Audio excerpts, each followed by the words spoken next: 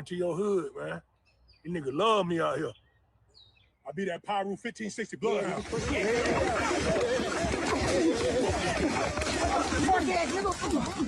I'm finna start this streaming shit. Yeah, I'm finna start getting on live mode. Yeah. Bro, you just know how this shit be, bro. Like, I don't ask nobody for shit, dog. Like, I appreciate the unicorn. Y'all send a galaxy. Y'all send a galaxy in the chat. Same partner right here with little. Same shit. That same spot. Right here. I was with their daddy. I was with their daddy around that time. They don't even know what happened. Nigga about this tall, man. Let's talk about them allegations. How your lawyer beat a 40? No. I was facing 40. It was a probation violation. What I went when I raised these folk, man. Hell yeah! I raised these niggas. From the south, she want me to touch up on her butt. I'm Lord, she said my name. I was my first beating and I drunk a Sunny D. Started lurking with my ski. It was 1 degree. Glock 23 on me. I just wanna be. Yeah, what I just did. What I just did, man. I done came down here, bought everybody fuck. I done came down here, yeah. What I came down here and did. What I came down here and did. We come in peace, Allahu Akbar. Allahu Akbar. No violence, we come in peace. Brotherhood. Allahu Akbar. We come in peace. Breaking news. 5 armed gunmen in head wraps are on the loose in Atlanta for attempted robbery. They are considered armed and dangerous, one of which has a history of murder. The situation remains unclear. Charleston Porter, age 57, caught committing crimes with underage teenagers, now facing several pending charges.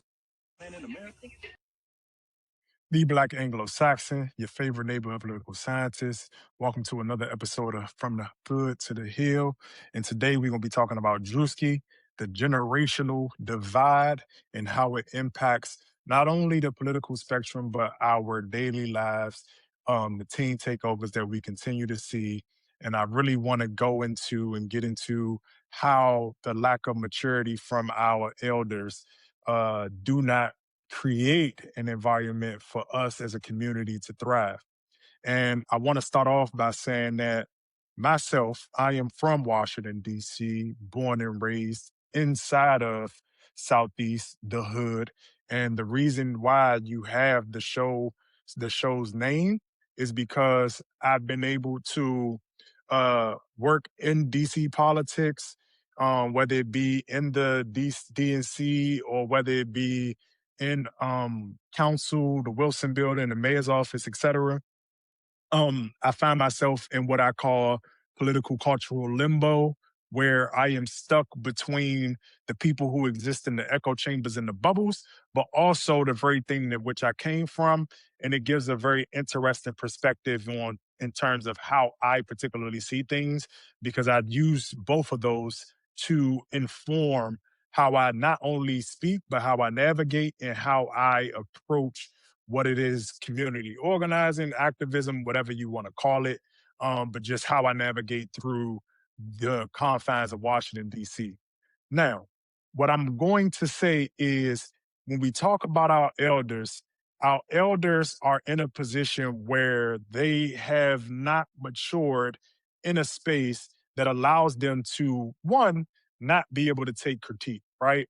We find ourselves in this space where we talk about the illiteracy rates, we talk about the teen takeovers, we talk about the violence, we talk about all of these different things. But as you see in the actual video itself, you have Druski, who is emulating a 57-year-old man who is willing to put youth in harm's way to achieve his adolescent arrested developed mind, right?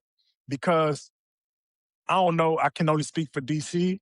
Here in DC, we have a ton of older gentlemen who, when it comes to committing crimes, they'll solicit the services of the youth to do it, because here in DC, they might not necessarily serve a longer term. So instead of them doing it themselves, they'll put the youth in harm's way.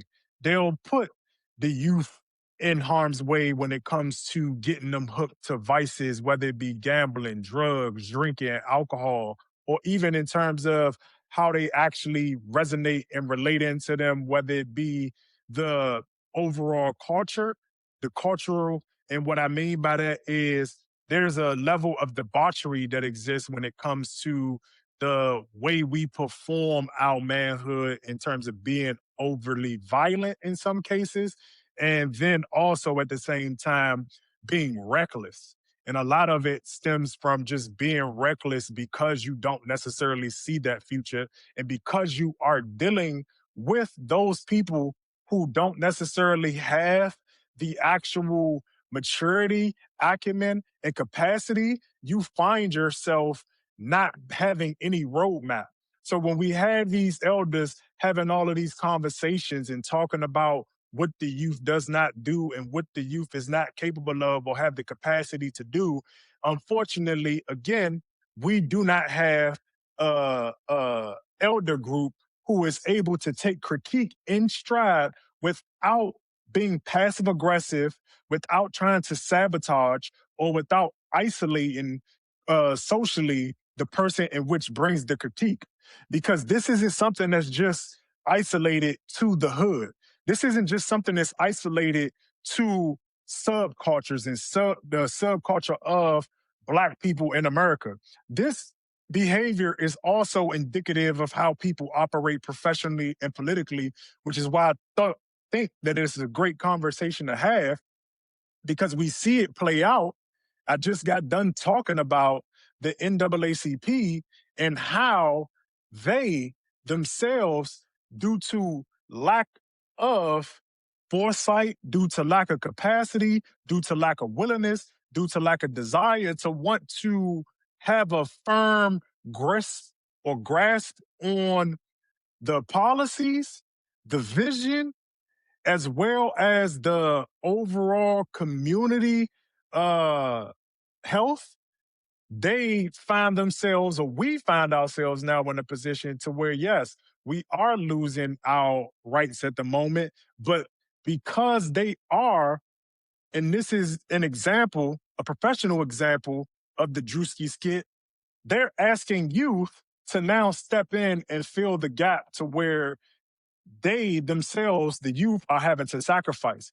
And this is what I mean when I say that our elders eat us. This is what I mean by when I say our futures are being stolen from us because they've kicked the can so far down the road that now we are having to deal with and witness and live in the aftermath of them bullshitting for 40, 50, 60 years. And I know the pushback is going to be, well, they had to do A, B, C, D. And yes, I do understand that in some cases they had to make certain compromises when it comes to navigating America. They had to make certain decisions that might not have benefited the whole in the immediate moment or even down the line. Mistakes do happen. And I understand that. But what I am talking about here and now is the willingness to keep doing the very thing that you know does not work. This is what I mean by they are still in our future. Because it's one thing to do it, make the mistake, and you see it, but people have played the game and acquiesced to a system and to an infrastructure that literally creates a system out of eating your babies, right? And what do I mean by that? I'm going to just use simple numbers for an example, right? Let's say that the floor to play the game, right? The game that we're playing is Negroes in America. If you understand that your ecosystem and your environment is being curated, you have to also understand that the person on the other side who's doing the curating understands very well the game and the rubric and the standards that you have to abide by to be able to make it up through the bottleneck that is created to be able to get out of and matriculate within the American ecosystem, right? So, with that being said, I create, let's say, the $60,000 Negro, right? That $60,000 Negro is and has to perform in a way where, let's say, he got to eat 10 babies, right? And the way that they're eating the babies is when you see all of these people who are fleecing, when you see all of these grifters, when you see all of these people who get to a point where they're using Black cultural capital and selling it back to whiteness, or when you're seeing institutions who are portraying themselves as a adversary to the system, these are the people who are, again, extracting from the community and selling it back into the power structure. It's paying. They're paying to get into it. But to do that, you are having to consume the babies, the futures, the dollars. Because when you see a person, for example, like a Jay Morrison, you extract from that money vanishes, it goes back, and then also it gives the power structure the narrative to run a campaign that says these are debaucherous, cheating, lying, stealing fakers, right? So you do all that because they want to see how far you're willing to go to make it through the bottleneck. So to get through the bottleneck, I'm on the opposite side, right? I am the wasp. I am the person that's saying, all right, let's see what they willing to do to get through this bottleneck. All right, you ate 10 babies, you ate 30 babies. All right, we'll make you a $60,000 Negro. Cool. Boom. So you repeat that cycle. Now let's say you got $2 million, $3 million, $4 million Negroes, right? You gotta eat 1,000 babies. And how are you eating 1,000 babies? Let's talk about the entertainers. Let's talk about the people who, again, extract attention, extract time, extract effort, energy. Because as I always talk about, those things are finite resources, right? So when you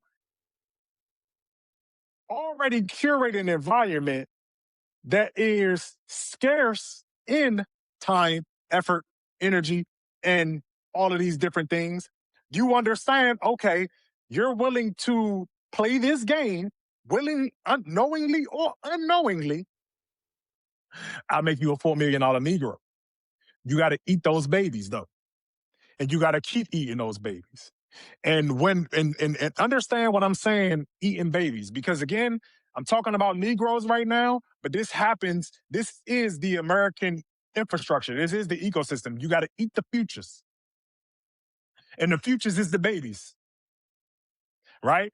So going back to my point. Now let's say, okay, you got the 4 million, 5 million. Now you got the $100 million Negroes, right? How many babies do you have to eat to be a $100 million Negro, right? Because it's only so many slots and it's only so many spaces. Because if you make too many of these, again, if I'm the wasp, I understand that I can't make but so many of these, because if I make too many of these, then they might get ideas, because we've seen what happens when these Negroes get to going, and we can't have that. So you got to understand that these people, these elders, they are playing a game that they understand, especially the politicos. The athletes, the entertainers might not. I don't think that they are that bright in a lot of cases. But for the most part, even if they don't understand it on the intellectual level, they feel what they have to do. They know what they have to do. Even though they don't understand the implications of the deed that they're doing, the opposition gets it. The opposition knows that, look, okay, you can come through now. You paid your toll. Now, we're here at this moment, at this point in the United States of America, where you have the child situation that just happened. You have the Carmelo Anthony situation that is currently in process, right? And everybody is like, well, what do you mean it's going to be an all-white jury? And blah, blah, blah, and blah, blah, blah. And I'm not saying blah, blah, blah because I want to be dismissive. I'm saying blah, blah, blah because these same group of people are going to continue to do the same thing. Negroes, same group of Negroes are going to continue to do the same thing, make no changes, right? But the question that you must ask yourself is why do they have to at this point? They don't have to, because the people that we've had in position before have deleveraged the community in such a way the WASP understands that you did done so because that was the toll for you to get to where you needed to go. So I know you've eaten so many of your babies. I don't have to pretend anymore. I don't have to fake anymore because you don't have any leverage. So let's do this. And we have a group of elders who we can't even say who I've only met a handful, not even a full handful of elders who have been able to say, you know what? We failed y'all, bro. We really missed the ball. We really missed the mark on this. And this is not even trying to just make people feel bad, but just the inability to say, you know what? We had it wrong. Just to say, you know what? My bad. This situation right here is jacked up. And we haven't put y'all in a position to even be able to fight in any type of way because y'all can't fight. Because it's easy to critique the hood. It's easy to critique the team takeovers. It's easy to critique the things that are superficial. But nobody wants to do the work that is, again, I have adults. Matter of fact, my bad, they're not adults. I'll call them elders, but they're not adults. They haven't matured in that way. Because people will say, well, I don't want to go to the meet. I don't want to read the hard book. I don't like doing it. Meetings are boring. They suck. They suck. They're never going to be fun. Do you meet some good people sometimes? Yeah. Do you make it what it is? Yeah. Is politics messy? Yeah. Is it long and arduous? Yeah. But y'all supposed to be the adults in the room. But the adults are the ones saying, oh, I don't do that. I don't do politics. I don't do religion. I don't talk about that. Well, who's going to talk about it? Who's the adults in the room? And then it's so bad that I'll have adults watch this and then they'll try to argue for the whole, knowing that they don't even like the other adults because they know what I'm saying is true. But instead of saying, you know what, damn, we probably should start with an apology. Parents should probably start with an apology to their children. The leaders of the community should probably start with, you know what, our bad. Because again, it's the same people. I can speak for DC. It's been the same people, at least for my lifetime. The names haven't changed. But you know what they do? When you bring a critique, they're going to isolate you socially. They're going to be petty. They're going to try to abuse you more. And they're not open and welcome to a conversation. Because any critique, soft or hard, because I've tried both, I have tried to follow. I have tried to be a yes man. I have tried to do all of that to ingratiate my elders.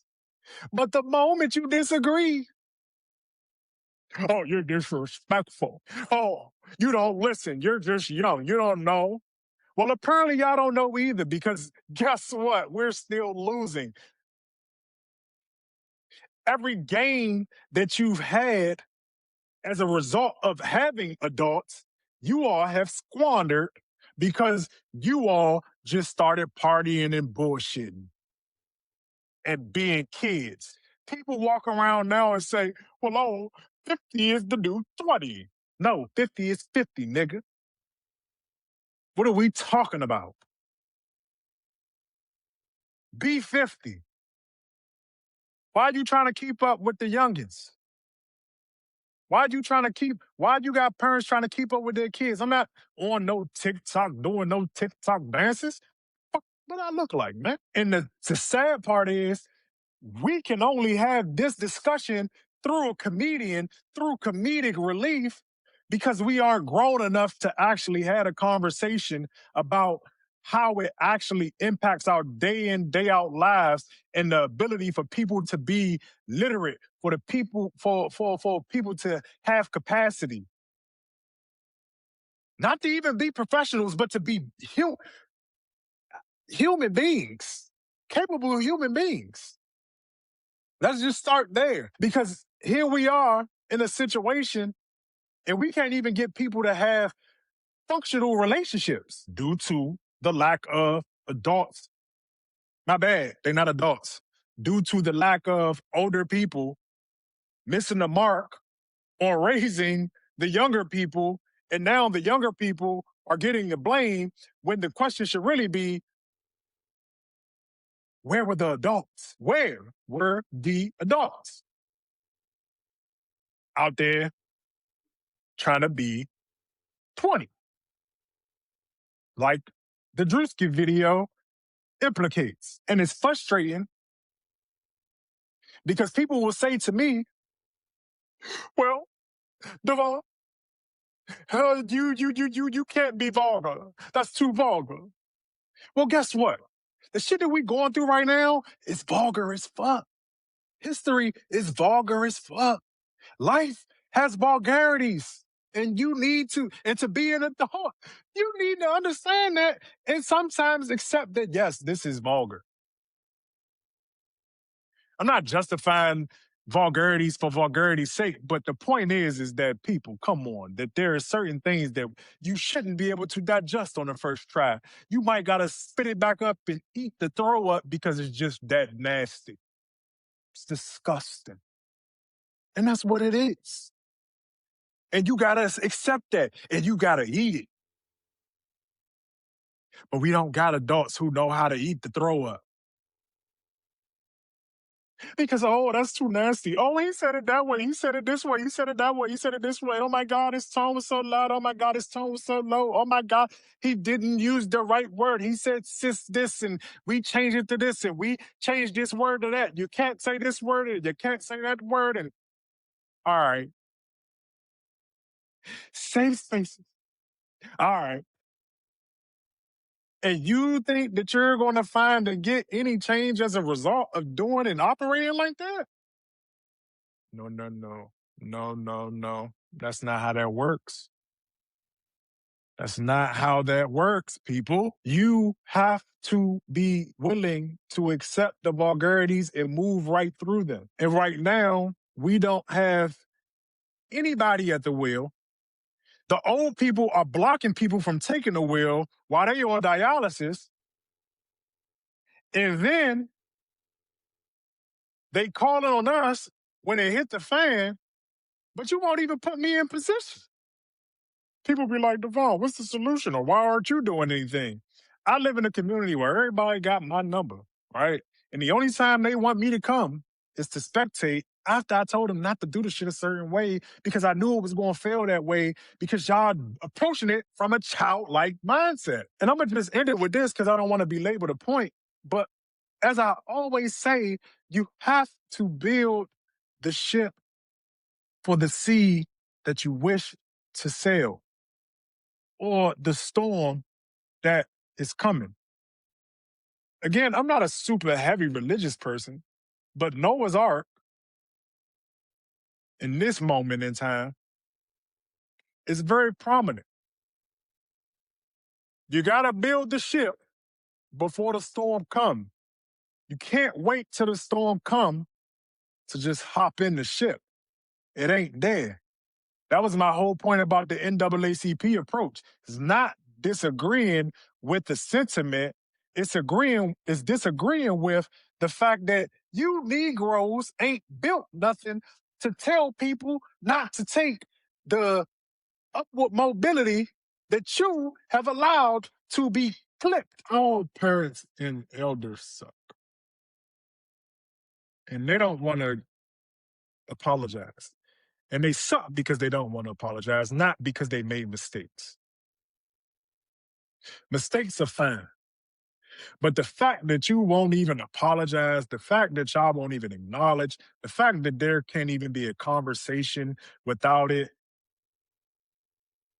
being abusive one way from y'all is why there's a generational divide. And the generational divide is just another divide that's going to add to the actual downfall of what could be a great nation. But what do I know? Let me know what y'all think in the comments. Am I off base? How do you feel about Druski? How do you feel about the fact that we can't have certain conversations unless it's brought to us in jest or a confrontation? So we either got to joke about it or argue about it. We can't. It feel like we can't just sit down and intellectually talk about it without it coming from a spirit of joking or arguing. Like, am I the only person that feels that way? Because I could be off. But y'all enjoy. Be safe. I appreciate y'all for always tuning in. And thank you.